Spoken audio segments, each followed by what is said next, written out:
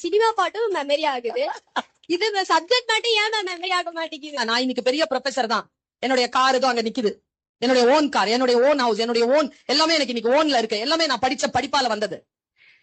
ஆனா ஒரு சினிமா பாட்டு மனப்பாடம் பண்ணி ஒன்னும் சம்பாதிச்சது இல்ல.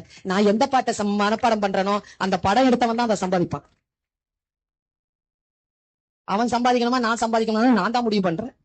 என்னுடைய மாச சம்பளம் யூஜிசி ஸ்கேல் 1,65,000 மட்டும் கையில வரும் மாசத்துக்கு. 2 அவர் தான் class. 12 CL, 15 ML, 20 EL, private affairs, அப்புறமா செமஸ்டர் ஹாலிடேஸ் எல்லாம் பார்த்தோம்னா ரொம்ப குறைஞ்ச நாள் தான் வேலை. எது சினிமா பாட்டு மனப்பாடம் பண்ணி கிடைச்ச வேலை இல்ல, பாட மனப்பாடம் பண்ணி கிடைச்ச வேலை.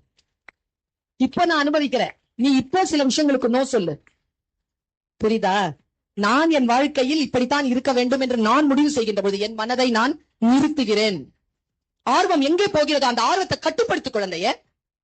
நான் வந்து ரிலாக்ஸ் ஆகி ஒரு சில விஷயங்கள்ல என்ன அப்படியே தண்ணி மாதிரி இதை இந்த பாட்டில் இப்படி கீழே கொட்டிட்டேன்னு வச்சுக்கோங்க, ஃபுல் பாட்டில் அது பாட்டுக்கு ஓடிடும். அப்படி நிறுத்தணும் பாட்டில, மனசு அப்படி நிறுத்தணும். படிக்கும்போது அப்படி நிறுத்தணும். நான் ஒண்ணு சொல்றேன், இந்த உலகத்திலேயே ஒரே ஒருத்தர் தான்ப்பா நம்மளை காப்பாற்ற முடியும், அது நாம மட்டும்தான். நான் சொல்றதெல்லாம் கூட கரைஞ்சு போயிடும்.